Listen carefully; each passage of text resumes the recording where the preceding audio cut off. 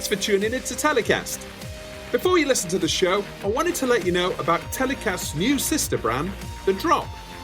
The Drop is a free weekly newsletter and website dedicated to the digital-first content business. Every Friday, we feature a roundup of the week's key news stories in the sector, plus an exclusive feature interview with one of the leaders in the creator economy. So, for news and insights into the new wave of social-first entertainment, sign up for free at dropmedia.co.uk. That's dropmedia.co.uk. TellyCast. Hi, I'm Justin Crosby, and welcome to another TellyCast. The commercial opportunities for content creators and IP are growing relentlessly as TV networks seek to bring young audiences to their channels. Brands, too, are desperate to communicate with youth audiences via the talent they follow and the platforms they understand. My guest this week is co-founder of leading digital-first talent management and production company Monrae Management Elspeth Rae. Welcome to the show, Elspeth. Thanks for having me. Thank you for coming on the show and telling us a little bit about Monrae, which is a business, really at the cutting edge of content. I'm really excited to talk about that and hear about your development and how the company's coming together and what you're aiming to do in the future. But first of all, tell us about your career so far, because I think, a lot of leaders within the digital first sector have obviously cut their teeth in traditional TV production businesses or networks. Yeah. Tell us about how you got started in the content industry and what led you to creating Monrae Management and Productions.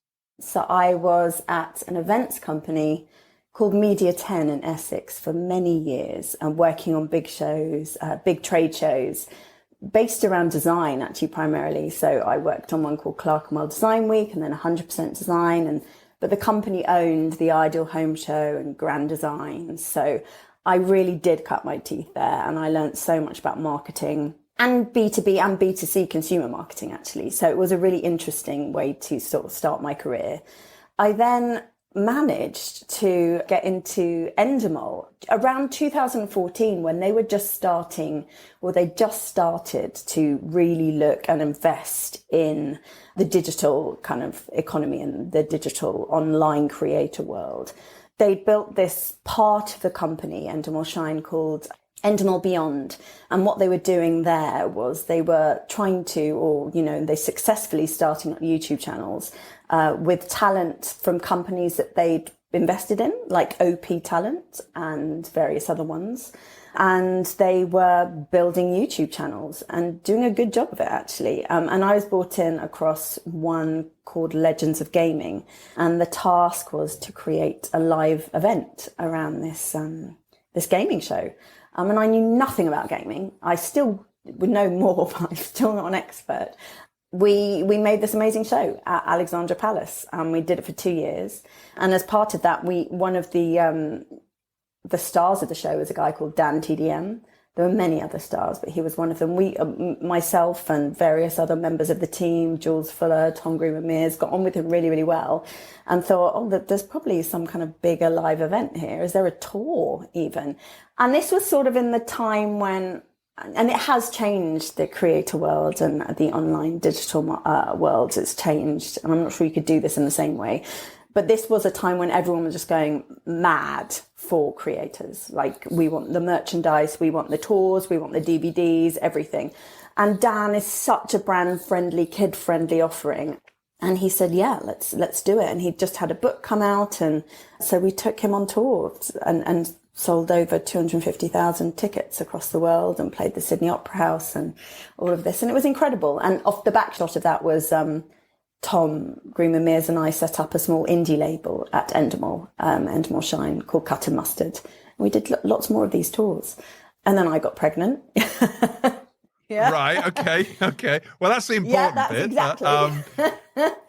So you came into the content industry from an events correct. Yeah, size, which is kind of unusual, and it's very interesting now because obviously we're looking at the way that brands have been built through content creation and now more and more they seem to be able to be translated into live events. Oh, 100%.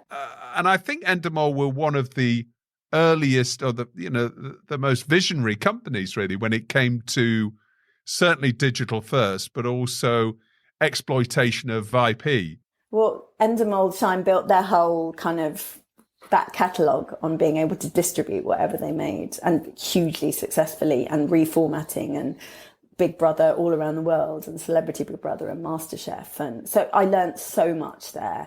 And although I wasn't within necessarily to begin with firmly in the TV part of the company, it all starts bleeding in and you start to learn. And I was doing a lot of production management and producing bits and pieces, and then became an MD with my partner Tom at the time, business partner, and launched this really exciting company that was touring digital first talent.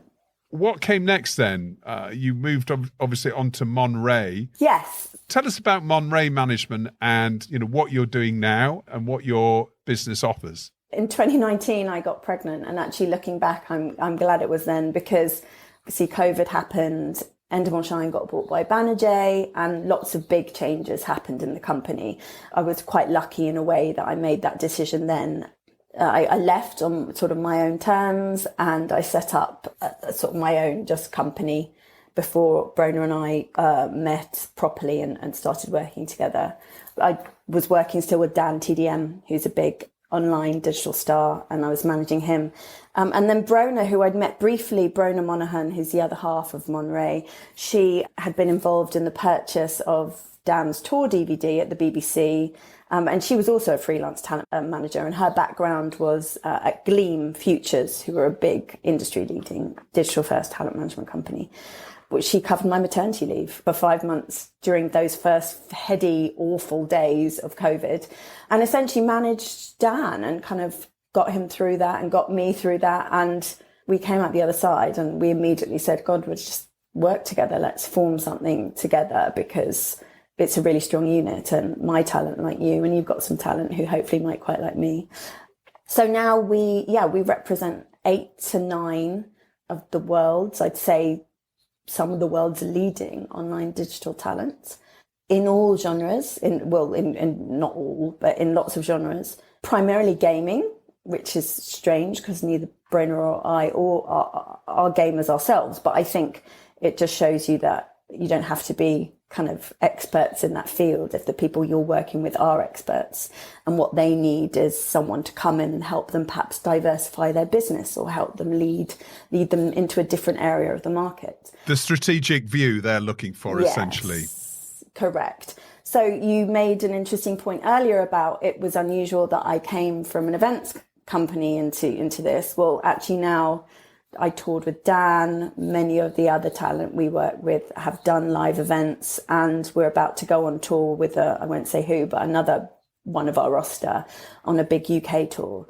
So we're really bought in to look at the opportunities beyond YouTube, and we really kind of cherry pick the talent we do work with and aim to work with talent and creators that we think can work beyond YouTube and have a confidence and a kind of story to tell and a vision, whether that be for books or for brand deals are a part of what we do, but it's not the main bulk of it. Is there a TV show, which we'll come on to later, in their IP or an IP that we create together, or games themselves? Might they want to be games, create a game publishing arm, or it's very, very interesting. And it's a lot like working with founders, I guess, young founders, and working out what they want to do next. So the average age of your client base is what, mid-20s, early, younger than average that? Average age probably is mid-20s. So we've got the youngest we have is 18, Tommy Innit, who is a very successful Minecraft streamer, now just comedy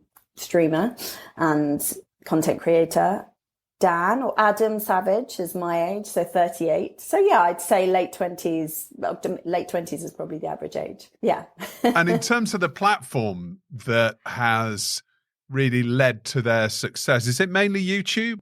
That's a really interesting question. And yes, for us, it's mainly YouTube. And that is a decision that we made at the start. Both of our backgrounds are working with YouTube content creators. So we feel that we're most confident in that area. Brona is very au fait with Instagram creators as well. And she loves TikTok personally. But I think we both wanted to steer away from finding talent on TikTok, just because that very quick short form content doesn't necessarily equate to being able to present a live show for 2 hours. Whereas I think if you can hold your own and edit a 1 hour YouTube or 2 hour YouTube video down and create a thumbnail, and the art of creating a sort of 15 to 30 minute YouTube video that millions of people watch, to me, there's an artistry and a real talent there that we feel we see the most ability to forge a career beyond that platform. So all your creators, are they embracing shorts now, YouTube shorts? They are, yeah. And they are all on TikTok as well. I mean, Tom's got about 12 million followers on TikTok, and Dan has 4 or 5 million. Yabby has a few million. And they all love that short way of creating. But they're in their own right. I think they would argue that they love the act of creating a longer form video. And yes, they're all using YouTube shorts as well and finding it a massive benefit to their channels. It's been interesting to see how YouTube Shorts has sent people back to the main channel and kind of retained length of viewing on videos and subscribers, etc. So yeah, they're very into shorts. So how do you go about scouting for new clients and talent then? How does that work? I mean, are you just sat on YouTube all day? We talk about this all the time. I would say I'm not the one who scouts for talent. Brona is the woman who has her finger on the pulse far more than I. I'm just about making it through the day and picking up my daughter from nursery at the end of it and can brush my own teeth. Brona has just a nose for finding talent. And yes, she's not on it all day by any means. She's also running 2 successful businesses, but she is out there looking for talent on Instagram. YouTube, we're looking actually, it's quite interesting trying to find them in other countries, trying to find them without management, because actually people get scooped up very, very quickly. Recommendations. We are deliberately keeping our roster quite small. There's still only 2 of us. It's still Brona and I. We're about to turn 2 in April, but still just the 2 of us. And we're deliberately keeping it small in an effort to give as much of ourselves to those talent as we can and build them up as big as we possibly can. Because with the Yammies and the Dan TDMs and the Tommies, there's a big business and there's big opportunities there because they're so huge themselves. But we're always looking for another female gamer because we have Yami, who's one of the leading female gamers, certainly in the UK, if not the world. We're very, very keen to find another. So, well, anybody out there, if they know of any female gamers looking for representation, then, get in touch with Elspeth. When you're looking to identify some talent that you want to represent, as you say, I guess it must be a challenge because this sector is incredibly competitive, right? Huge. And there's so many people. I mean, there's just, you switch on YouTube now and there's you're like, oh, who are these guys? And they've got 14 million views. Like, where have they come from? Yeah. So it's not saturated, but it is full. It's noisy marketplace. What are the criteria for you looking at talent? Is it purely followers? Because obviously there has to be a minimum a minimum audience. And what is that? Is that like 5 million followers or? Another good point. So no, we want to be impressed by talent. So, and hear what their story is. Why they're different. Are there any others like them out there? And obviously the very, very, very global talent, the kind of massive, huge kind of the ones leading Mr. Beast, for example, the Mr. Beasts. Yeah, that goes without saying that if you find a Mr. Beast, you want to be a part of that. But we have Bola Soul, Twiggy Jarlow, who have a following on YouTube, but it's not in the hundreds of thousands, not in the tens of thousands. And I think on Instagram, they're in the 20, 30,000. I think Twiggy's got to about 11,000. But Twiggy, for instance, is a really kind of interesting one. She's a wellness journalist at Vogue. She's neurodiverse and she's making a show at the moment with, I just want to make sure I get it right, she's in an upcoming documentary with Channel 4 about ADHD. She's very open about that. So her story feels really unique. She's a young black girl at Vogue. She identifies as queer, female, and she's neurodiverse. So there's no one else really in that bit talking about that. So for us, that feels like a really interesting opportunity to say, well, hold on, this person's got an amazing story. How can we help tell that? Whether it's in documentaries, whether it's in books. Bola Sol, who's another talent we represent, she's got various books out. She talks about financial well-being, and she's a finance coach and author. She's got books out with Stormzy's imprint, Murky Books. So for us, again, that's different, and that's someone else who is speaking to a part of the internet that other people aren't speaking to, but it's a part of the internet that has got a rapt audience who are willing to sort of listen and engage with them. So no, you don't have to have 5 million followers. You just have to be telling a really interesting story. So it's more about the characteristics of the talent and the opportunity that you can see within that, as opposed to an audience already that you can take to a brand. And which is great too, obviously. Yeah. Obviously it is. But it's really, development talent are really exciting to work with as well. So we have kind of a few of them and a few big hitters. In terms of the commercial partners that are coming in to this space, because there are more and more and more seemingly every week. It's obviously a really vibrant sector, and a lot of brands are wanting to communicate with youth audiences. They know that they can't do that through TV anymore. They know they can't do that through various other channels, but obviously creators hold the key to not only their own community, but also can translate that message to a wider audience as well. So what sort of brands do you find are looking to partner with talent? Right across sectors? Because, I mean, I know you're representing perhaps mainly gaming talent, but not only. Yeah, we have 5 talent who are in the gaming world or who started off there and who are now able to straddle into more kind of commercial areas. Yeah, well, we've seen how the Sidemen have absolutely blown the doors off this whole sector by coming from Grand Theft Auto servers and talking about gaming. So that's like a normal career path, right? Yeah, that is an amazing career path. And what the Sidemen have done is extraordinary. And what JJ has done with OP and the boxing, and what he's doing with Arcade Media and Jordan and everyone, and building up Prime, and he's a very astute businessman, and he sees opportunities and he takes them, and it's kind of admirable and impressive. So yes, that's an incredible part of the market. So many brands want to work with online talent. The ones we work with, brand deals are a kind of bread and butter of the business, but they're not the most exciting part of it. And I think that's fair to say, because basically what you're doing is bringing money into the business for the talent, so they can then go off and film the documentary they want to fund themselves, or buy a property for their mum, or whatever it is they decide they want to do, or invest back in themselves in a merchandise line or Prime Energy or whatever it is.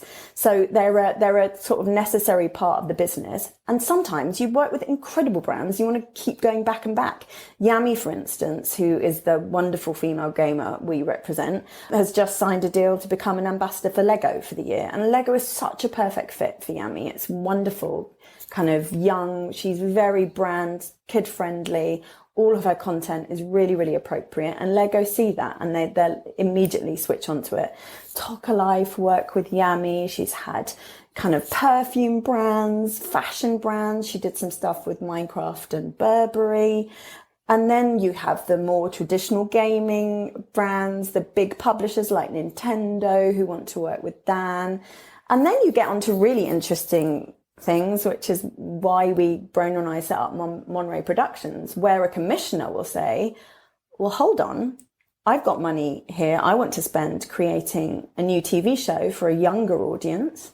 Why don't I tap into the gaming or the kind of online YouTube gaming world and see if that translates into kids TV? And Yes, it has. So money coming into the company, Monrae Productions and Monrae Management can come from brands, but we're now seeing it come from television commissions that we're getting. Right. Well. So you're going out proactively with your roster, speaking to commissioners, and are you pitching shows? Are you developing your own IP with your own talent in mind? Well, that's the dream. I mean, it was a bit of an accident. During 2021, the wonderful Ian France, I can't sing his praises enough, at Sky Kids, part of the Lucy Murphy's team, just rang me, got hold of my number or email and said, I'd really love to see if we can talk about Dan TDM being on a TV show. We've got another talent called Ethan Gamer.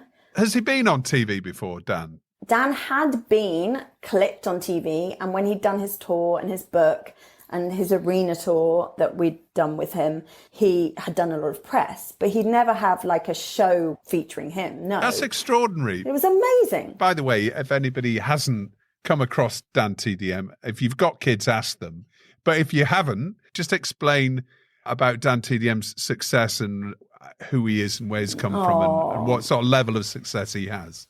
So Dan Middleton, aka Dan TDM, is one of the world's biggest, if not the biggest, Minecraft gamer. So that's where he started. He's a variety gamer now. He's got nearly 27 million subscribers on his main channel. I think he's got 20 billion views across his main channel. He was the most watched YouTube channel in the world in 2017. He's got 3 different YouTube channels now, one of which deals with where he can do live streams on. He's just the most lovely guy I've ever had the pleasure of working with. I've known him for about 7-8 years now. And he is a young dad to 2 young sons. He's only 31. And he's kind of a real role model and inspiration to a lot of young boys and girls and men and women. He started making YouTube videos back in, I think it was like 2011. He loved Pokemon and started kind of doing Pokemon trading card videos, and then got into Minecraft. And it has got such a kind of explosive imagination that he created these reams and reams of stories. I mean, it sounds like your sons watch them, but where he's creating worlds in Minecraft. And the views on these videos are just insane. And people are still watching them. These old videos where he's got his blue hair and he's in Minecraft Hardcore or something else. And yeah, he's a really, really talented young guy. And he's a perfect example of how we are able to work with IP that is perhaps owned by a talent, and we can share IP with them or create something new. Challenge Dan, which is another TV show we made. Dan and we own the rights along with our brilliant production partners, The Nest, and we're distributing it. So it's a fantastic opportunity for him to enter sort of the next phase of his career almost, or a different part of his career. One of the reasons for his success, he's incredibly talented, as you say, but having him been in the corner of our living room for about at least 2 or 3 years with my son, the great thing about him is that I think you trusted the content that he was creating, and you trusted your kid to sit down and watch that content and know that there's nothing kind of weird going on. And much in the same way that you're very happy to watch a CBeebies show or a network linear TV show. Totally. And I think Sky Kids worked that out. They were like, hold on, there are certain talent on YouTube, which is a scary pace, YouTube. Totally. We're all aware of it. There's all sorts of videos on there if you don't know how to set up your settings in a certain way and parental guidance and controls. And yeah, Sky Kids very early on, or sort of a couple of years ago, well, we can create a space that is safe to watch gaming and to watch these icons that kids love, but on a platform that parents are trusting too. So they go, oh, that's fine. He loves Dan TDM, but I'm far happier. I'm happier for him to watch it on Sky Kids than I am on YouTube. So it's a win-win. All the Yammies, all the Ethan Gamers, all the Cabs family, all of these talent that we're working with and bringing onto platforms like Sky Kids. Okay, so tell us what's next with Monrae then, Elspeth. What does 2023 hold for the business, and where are you going with all your talent? Again, we're out. We've got various development deals and TV production companies and commissioners that are looking at things. We've got another thing we're trying to get away based around Roblox, which is really exciting, which will be featuring our talent and other talents. So that's in the production arm, and we're out to commissioners all the time, always with a digital first idea. So it could be a talent that started online that could then move to a 4.0 or a Channel 4 or an ITV Studios piece or a CBBC or a Sky, or we're looking at IP that might, or a format that might have created online, a TikTok trend or something, and how we can move that into a more traditional kind of TV sphere. And then Monrae with our talent, we've got, one of them's going on a big tour. We've got several books coming out this year. Jenny Mustard, she's got a big book called OK Days coming out with Scepter, which is really exciting.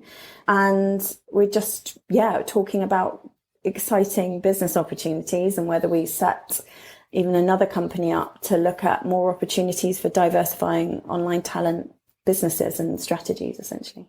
Everyone will have to tune into The Drop, which is dropmedia.co.uk, to check out what news is coming out of Monrae, which I'm sure will be featuring that. It'll be interesting to see what's happening with all your clients and all the business on the digital first side of things. Yeah. And now it's time for Story of the Week, where my guests get to nominate their content industry news that's caught their eye in the past 7 days. Elspeth, what's your Story of the Week? Brona spotted this one, actually. It's related to our industry, and we just thought it was really heartwarming.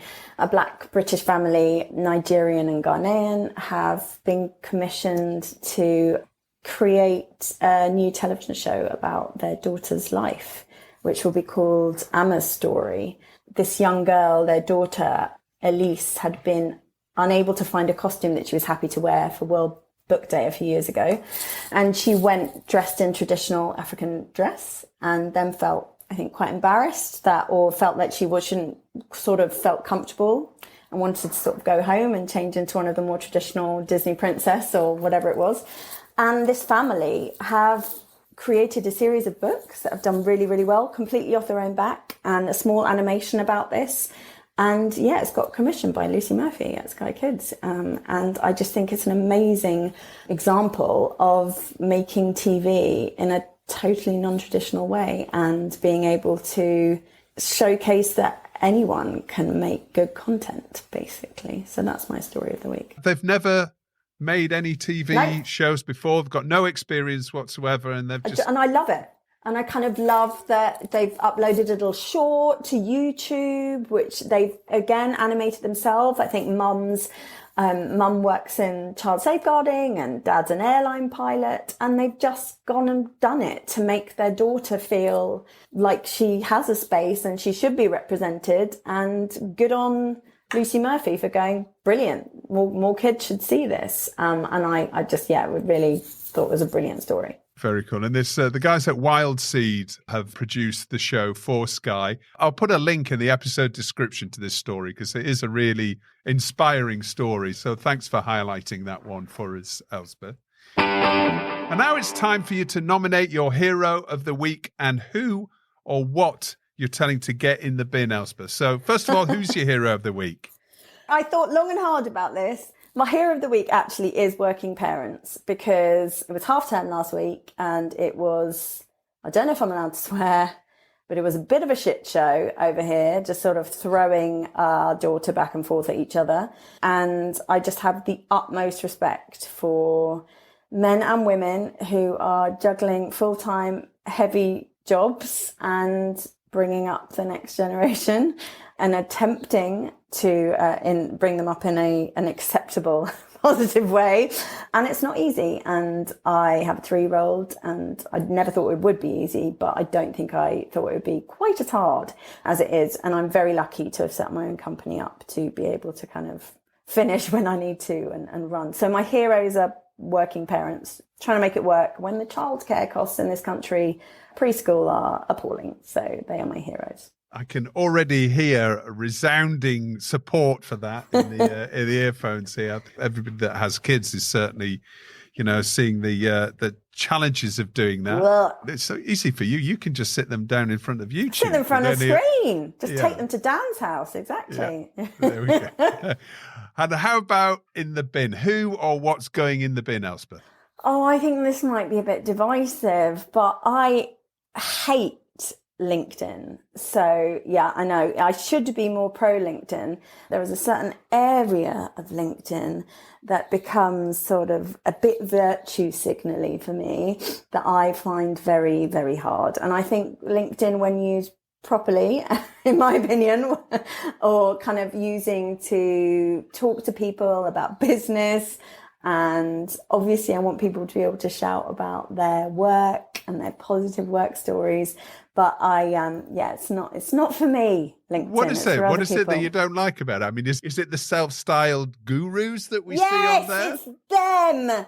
It's the self-styled gurus, Justin.